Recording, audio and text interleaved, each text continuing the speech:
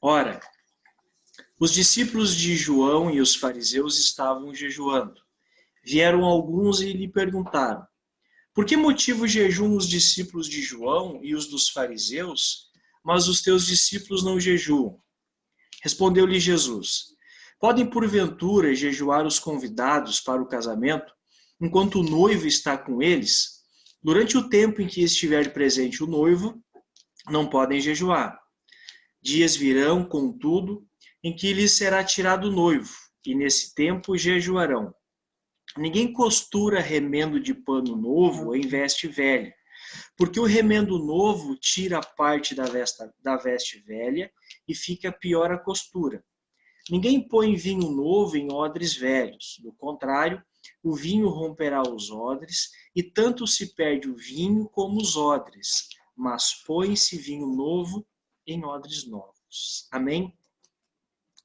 Até aqui.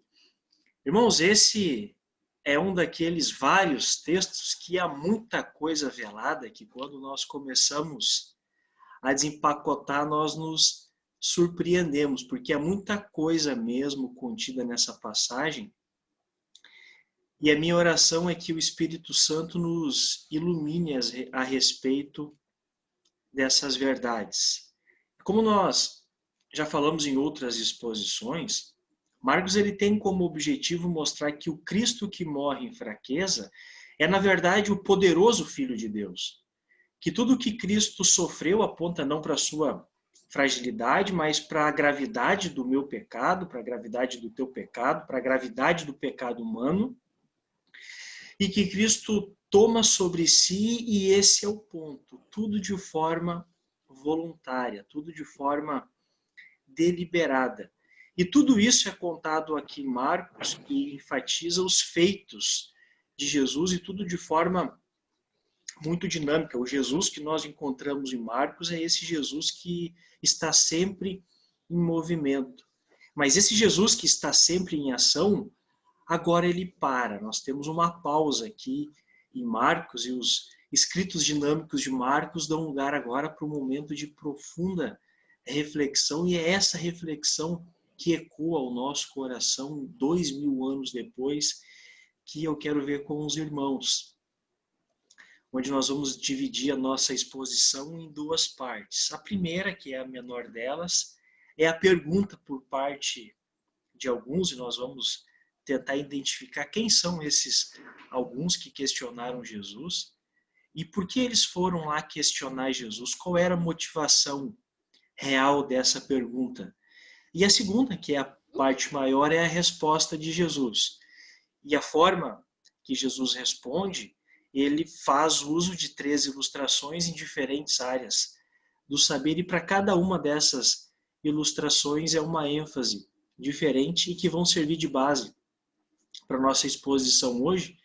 E por fim, algumas aplicações sobre o que tudo isso tem a ver com nós hoje, o que Marcos queria tratar o nosso coração através do registro desse texto. Vamos começar então entendendo tudo isso, começando pelo versículo 18, que diz assim: ora, os discípulos de João e os fariseus estavam jejuando. E aqui é importante nós entendermos as exigências do jejum. Lá no Antigo Testamento, o único jejum exigido era no dia da expiação. Esse jejum ele demorava 24 horas, havia sim outros jejuns, esses voluntários, esses duravam menos, mas todos esses voluntários eles estavam ligados a algum acontecimento negativo, alguma catástrofe, alguma guerra, seca, fome, e isso justifica porque os discípulos de João estavam jejuando. Lembram? João, aqui nesse tempo, ele já está preso, nós vimos isso lá no capítulo 1. Justifica então o jejum dos discípulos de João. Já os fariseus, eles jejuavam todas as segundas-feiras, eles jejuavam todas as quinta-feira, mesmo que essa não fosse a exigência. E eles jejuavam para serem vistos pelos homens, deixavam de lado o jejum legítimo e fizeram disso uma peça de teatro, e o show era sempre o mesmo: aparentar uma piedade de forma que impressionasse os homens e a recorrência chamasse a atenção de Deus. Eles desfiguravam o rosto, caminhavam tristes pelas ruas, eles tinham uma necessidade de mostrar para as pessoas que eles estavam jejuando, que eram pessoas piedosas. Então nós temos um ponto aqui. É claro que o jejum é legítimo, mas esse jejum que os fariseus praticavam, Cristo condenou. Lembram lá da parábola de Lucas, capítulo 18, aquele fariseu inflamado, se gloriando, dizendo: graças te dou, porque não sou como os demais homens, e ele coloca alguns adjetivos: roubadores, injustos, adúlteros, nem ainda como esse publicano. Jejum 2 vezes por semana. Ele está mencionando o jejum farisaico de toda segunda, toda quinta, e essa era a motivação deles. Eles eram pessoas legalistas. O intuito era fazer um jejum, do jejum um espetáculo. E que perigo, irmãos, quando a gente faz dessas coisas o fim em si mesmo, quando o jejum não é mais para a glória de Deus, quando a vestimenta não é mais para a glória de Deus, quando as minhas ações já não são mais para a glória de Deus, mas agora são por pura reputação, por pura aparência, e a nossa oração é que Deus nos livre dessas coisas, que Deus nos mantenha distante dessas coisas e que o fim último da nossa vida seja sempre glorificar o Senhor em tudo em que nós fizermos. O versículo 18 continua assim: vieram e lhes perguntaram: por que motivo jejuam os discípulos de João e os dos fariseus, mas os teus discípulos não jejuam? Marcos parece não muito interessado em dar nome aos bois. O foco de Marcos está muito mais no conteúdo.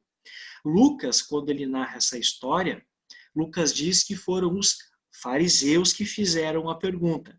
Quando Mateus escreve, Mateus diz que foram os discípulos de João que fizeram a pergunta.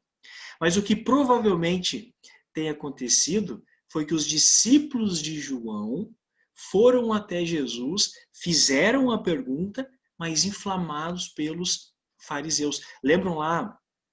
Lembram que essa perícope é a continuação da anterior, e os fariseus já haviam contestado os discípulos de Jesus: por que ele come com os publicanos e pecadores? Por que ele se junta com esse povinho? Até o capítulo 2, os fariseus, eles observavam Jesus, aquele homem que atraía as multidões, mas quando Jesus cura aquele paralítico, perdoa os pecados deles, os fariseus, eles saem dessa condição de meros observadores e passam agora para perseguidores de Jesus. E agora eles vão se implicar com qualquer coisa que Jesus fizer, e por isso eles estavam muito mais preocupados no por que ele se junta com esses pecadores do que interessados na misericórdia de Deus. Por isso que eles estavam muito mais preocupados porque ele se junta com esses pecadores do que na compaixão de Jesus. É por isso que para eles o curar no sábado fala muito mais alto e desperta a ira deles do que a alegria de ver alguém necessitado receber a cura. Então é por isso que eles devem ter inflamado os discípulos de João, questionarem Jesus: vão lá falar com ele, vocês são mais próximos. Perguntem a ele por que motivo jejuam os discípulos de João e os dos fariseus, mas os teus discípulos não jejuam. Isso é muito mais a personificação da falsa fé, onde a pessoa se acha tão justa, tão santa, que se coloca num pedestal, numa posição superior à de Cristo, e acha que tem o direito de questioná-lo. No sentido: Jesus, se tu quer ser levado mais a sério, é melhor tu começar a fazer algumas coisas que para nós já faz parte da rotina. É isso que os fariseus estão querendo comunicar. Mas lembram o que Jó diz? Jó diz assim: ainda que eu fosse justo, ele condiciona, ainda que eu fosse justo, me apresentaria diante de Deus e em nada me defenderia. Eu não tenho nenhum argumento que eu possa me defender. Por isso, ao sumo juiz pediria por misericórdia. Jesus, ele ouve a pergunta dos fariseus, essa pergunta maldosa, e Jesus inicia a sua resposta com outra pergunta a fim de escancarar a obviedade da resposta. Olha o que diz o versículo 19. Respondeu-lhe Jesus: podem porventura jejuar os convidados para o casamento, enquanto o noivo está com eles? Durante o tempo em que estiver presente o noivo, não podem jejuar. Esse é o nosso primeiro ponto da nossa exposição. Jesus é Deus. Jesus ele responde usando a imagem do casamento, e uma celebração de casamento em qualquer vilarejo judeu demorava em média 7 dias para uma moça virgem e 3 dias para uma viúva. Os amigos convidados não se preocupavam com nada, a hospedagem e tudo mais eram de responsabilidade do noivo. A única obrigação dos convidados era desfrutar da festividade que vinha acompanhada de muita comida, muita música, muita dança. A festa era muito grande mesmo, ela tomava conta da rua. Um rabino interromperia a aula bíblica a fim de participar da festa do seu aluno. Então, nesse sentido, dentro desse contexto, faz sentido alguém jejuar nessas condições? É claro que não. Jejuar nessa hora é algo completamente impensável, impensável. E é essa a resposta de Jesus. É impensável jejuar nessas condições. Mas por que isso justifica o fato dos discípulos de Jesus não jejuarem? E aqui é o grande ponto, porque Jesus é o noivo e os seus discípulos são os convidados para o casamento. É por isso que eles não estão jejuando. A presença de Jesus é semelhante à festa de casamento. Ela traz alegria, ela não traz lamentação. Não é tempo de se abster, mas é tempo de viver. Jesus está dizendo que enquanto o noivo estiver ali entre eles, o jejum é impensável. E os fariseus entenderam muito bem o que Jesus está dizendo. Porque no Antigo Testamento é muito utilizado o casamento como metáfora do verdadeiro relacionamento entre Deus, o noivo, e Israel, a noiva. E veja que esse relacionamento não é entre o Messias e Israel, mas é um relacionamento entre Deus e Israel. Logo, somente Deus pode se colocar na condição de noivo. E Jesus pode fazer isso. Jesus pode fazer isso porque Ele é Deus.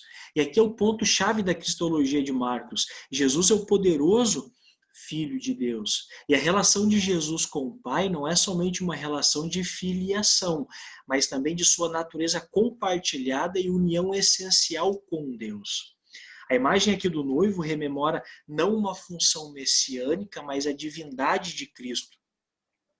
Jesus, usando essa metáfora, ele assume todas as prerrogativas de Deus para si mesmo. Jesus é Deus, diferente do Pai, mais um com o Pai. Jesus é Deus, diferente do Espírito Santo, mais um com o Pai e com o Espírito Santo. E nós precisamos ter essa verdade em mente, guardada no nosso coração, de que Jesus não é apenas um homem extraordinário que fez história, mas ele é o próprio Deus. Ainda que o mundo não acredita, o seu nome está acima de todo nome.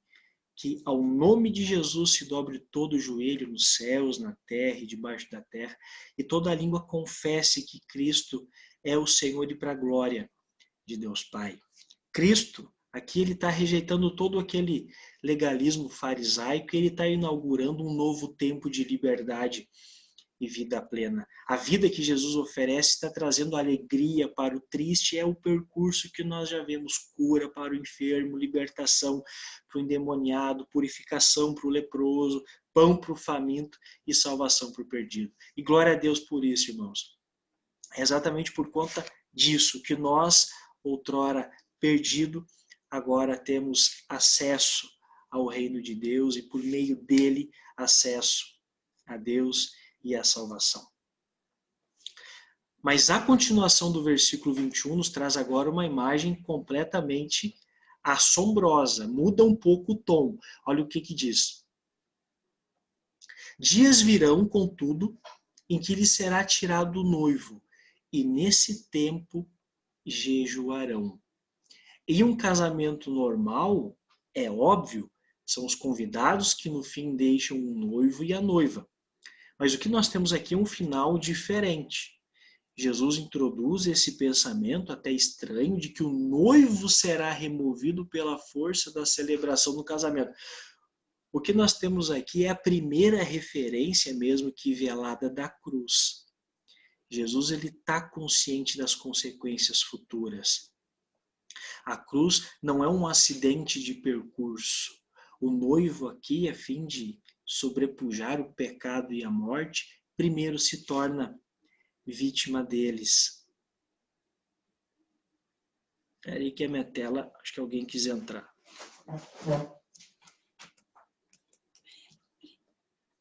Primeiro se torna vítima deles. Jesus é o noivo que vai conquistar a noiva por meio de sofrimento, rejeição e morte. E Jesus se apresenta como aquele que, por meio da sua própria morte, traz a alegria do reino aos pecadores que são culpados diante de Deus, mas que agora são perdoados por Deus e por intermédio dele. Todo o ministério de Jesus é conduzido sob a sombra da cruz, e a cruz é o clímax. O destino do noivo quando entra em Jerusalém não é se assentar no trono, não é nada disso. Mas é caminhar até a cruz, e a cruz não é o seu destino final. Ela tem algum valor para nós, é porque agora, nesse momento, ela está vazia. Cristo venceu a morte, ressuscitou o terceiro dia, e está à destra do Pai. E glórias a Deus por isso, irmãos, assim nós cremos. Cristo ressuscitou e Ele vive hoje e eternamente. Jesus continua respondendo os porquês do versículo 18, agora com duas parábolas, bem do cotidiano mesmo, dos seus ouvintes. Olha o que diz o versículo 21. Ninguém costura remendo de pano novo em veste velha, porque o remendo novo tira parte da veste velha e fica maior a costura. Ninguém põe vinho novo em odres velhos. Do contrário, o vinho romperá os odres, e tanto se perde o vinho como os odres. Mas põe-se vinho novo em odres novos. Essa primeira, que é a nossa segunda ênfase da exposição, retrata um remendo de pano novo em uma veste velha. Quando a veste velha for lavada, esse remendo novo ele vai encolher e ele vai causar uma ruptura tanto na veste quanto no remendo, ou seja, vai causar uma fissura ainda maior. E isso é fato sabido por todos. Remendo novo só pode ser usado em vestido novo. Mas o que Jesus está querendo dizer com isso? Jesus está querendo dizer que ele é o novo, que ele é o prometido do Antigo Testamento, e o que ele traz consigo é incompatível com esse farisaísmo opressor. Isso que os fariseus estão cobrando de Jesus, essa religião cheia de regrinhas que eles mesmos haviam inventado, é incompatível com o que Jesus inaugura. Se eu pegar Jesus e apenas inseri-lo em meio às minhas velhas práticas religiosas, o resultado vai ser uma fissura ainda maior. Essa religião híbrida que muitos abraçam como verdadeira, no fim vai causar uma fissura ainda maior. Jesus ele não veio reformar o judaísmo, antes ele veio inaugurar algo novo mesmo. Aquelas regrinhas opressoras agora dão lugar para um relacionamento com Deus, um relacionamento vivo com Deus. E a segunda, que é a nossa terceira ênfase, descreve vasilhas velhas de couro, cheias com vinho novo, que quando armazenado se fermenta, ela se expande e a vasilha de couro ela vai romper. Por ela ser velha, ela é muito frágil e no fim, tanto o vinho como a vasilha de couro elas vão ficar arruinadas. Então o vinho novo ele só pode ser armazenado em vasilha nova. Tanto a primeira como a segunda ilustração, elas são óbvias e todo mundo ali entendeu, porque fazia parte mesmo do cotidiano daqueles ouvintes. Com certeza eles concordaram com esses exemplos de Jesus. Mas o que Jesus quis dizer com isso? O ponto aqui é o mesmo do ponto anterior. Jesus é o vinho novo que veio trazer alegria, que veio trazer plenitude, gozo para o seu povo. Os fariseus, eles eram aquele odre velho que não comportaria o vinho novo que era Jesus. O reino de Deus e os fariseus eram incompatíveis. O cristianismo, embora ele emerge do judaísmo, mas ele não é um judaísmo reformado, ele é algo novo e ele não cabe nesses moldes farisaicos. E as duas parábolas são sobre Jesus na verdade do cristianismo com o judaísmo tradicional. Essas parábolas, elas estão ilustrando o viver radical, a ousadia de Jesus. Ele é o remendo novo, ele é o vinho novo. Jesus, ele não pode ser só mais um na minha vida, ele não pode ser adequado nas minhas estruturas pré-existentes, nem contido nela. O grande ponto na imagem do casamento e nas parábolas não é se os discípulos, como costurando um remendo novo e uma veste velha, ou enchendo uma vasilha de couro velha com vinho novo, vão abrir espaço para Jesus em sua vida cheia. Mas o ponto é se eles vão abrir mão de tudo e se vão se juntar à festa de casamento, se eles em sua vida se tornarão receptores totalmente novos para a fermentação expansiva de Jesus e do Evangelho. E esse mesmo ponto ecoa 2000 anos depois e nos remete a uma reflexão. O que Jesus é para mim? O que Jesus representa para mim? Quais os meus ídolos que estão me impedindo de eu ter uma vida com Jesus? Será que eu tenho a compreensão correta de quem é Jesus? Se eu tenho o meu coração assim crê que eu possa transformar aquilo que eu sei como verdade também por meu coração? Esses são os pontos que Jesus quer trazer. E o que nós conseguimos aprender então com Marcos? E o que ele queria ensinar para a igreja de Roma, algumas aplicações, e aí a gente já termina a nossa exposição. O primeiro ponto é que nós não venhamos a ser como aqueles fariseus que faziam o que faziam para que os homens enxergassem neles alguma piedade que não existia.